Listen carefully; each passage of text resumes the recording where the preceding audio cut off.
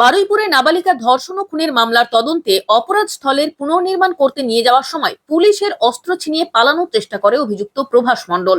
পুলিশের দাবি অভিযুক্ত এক রাউন্ড গুলি চালায়, এরপর পুলিশের পাল্টা গুলিতে গুরুতর জখম হয় প্রভাস। তাকে দ্রুত বারুইপুর মহকুমা হাসপাতালে নিয়ে গেলে কর্তব্যরত চিকিৎসক তাকে মৃত বলে ঘোষণা করেন। পুরো রাস্তা আছে, সরকারের পুরো রাস্তা ভরসা আছে।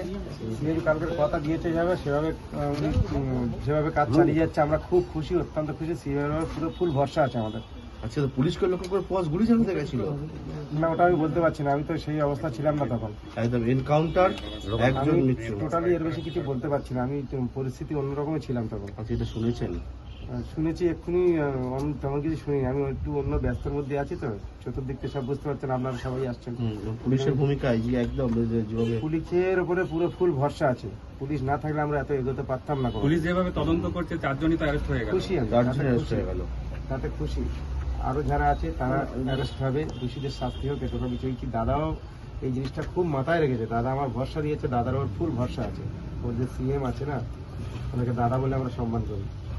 দাদা ফুল ভরসা দিয়েছে, ওনার ওর ফুল বিশ্বাস, আশা, ভরসা সব আছে।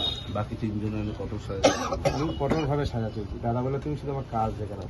আর সত্যি দাদার উপর আমাদের ভরসা আছে। আপনার স্বামী এই কাজ করেছে, আপনি বিশ্বাস করেন? বিশ্বাস বলতে ও তো নোংরা মতো এমনিই ছিল, তো বিশ্বাস করার কিছু মতন নেই, বুঝেছেন? আচ্ছা, যে ও করবে না কি এটা আমি বলতে পারছি না যে করেনি। আচ্ছা। কেন এরকমই আমার বিয়ের পরেও আমি ওর নোংরামো দেখেছি, অনেক অত্যাচার করে আমি এখন সংসার করছি। তো এটা আমি মানে মেনেই নিয়েছি যে ও করেছে। আচ্ছা, এই যে পুলিশের গুলিতে মারা গেল, কিছু বলবেন? না, ও অন্যায় করেছে, ও দোষ করেছে, ও হচ্ছে গুলি খেয়েছে, এটা বলার কিছু নেই। আচ্ছা, আপনি কি চাইছেন এখন? কি চাইছি বলতে যে ওখানে তো বারুইপুরে আমাদের যেতে বলছে, যাব। স্বামীর দেহ নেবেন? মেয়ে বলতে যদি রাজি, বাড়ির লোক সবাই রাজি হয় তো আনা হবে। আচ্ছা, আপনার কয় সন্তান? একটা ছেলে। আচ্ছা, প্রবাস কি করতেন? কিছু করতো না, বাড়িতে থাকতো। আচ্ছা, কি নাম আপনার? চাপা মন্ডল। পুলিশ এসেছিল বাড়িতে? হ্যাঁ, কি এসে কি বললো? এসছে, বলছে আপনার ছেলের নাম প্রভাস মণ্ডল। হ্যাঁ, তা আপনার ছেলে মারা গেছে, আপনি দেখতে চান? হাসপাতালে আছে, দেখুন। আমি বলছি না, আমি আর দেখতে চাই না, আমি দেখে আর কি করব, আর আমার যাবার শক্তি নেই, আমার গলা শুকিয়ে যাচ্ছে, বলতে পারছি না। হ্যাঁ, তাই বলছে আমার যাওয়ার শক্তি নেই, আমি যাব না, তোমরা থাকো। বলছে ওর তো আই কার্ড লাগবে, তাই বলেছি দেখো আমি সব কোথায় আই কার্ড জানি না,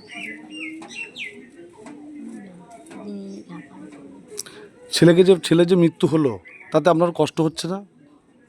আমার কষ্ট, মার তো কষ্ট হবে, আমি সে কষ্ট দরকার নেই, ও যা কর্ম করেছে তাতেই গেছে আমার শান্তি। মানে ও যে নাবালিকার সঙ্গে যে হ্যাঁ, অত্যাচার করেছে, তাতেই ওর মৃত্যু হয়ে গেছে, ভালোই হয়েছে। আপনারা কি মৃতদেহ আনতে যাবেন?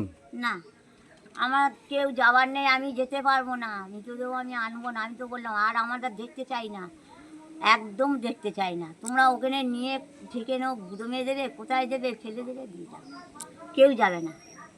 আচ্ছা, ওর আচরণে কি আপনারা কি ক্ষুব্ধ ছিলেন? মানে খুব অতিষ্ঠ ছিলেন? দেখো, আমি আর ওসব কিছু বলতে পারবো না। ও যে গেলে আমাদের কথা শুনি, বিশেষ করে মার কথা যদি না শুনি, নিজে নেশা ভাঙ করে, তা আমার অত আর কিচ্ছু বলার নেই। আপনার কি নাম? সন্ধ্যা। পুলিশ কখন এসেছিল? এই তো এই সকাল 5:30 6টা নাগাদ।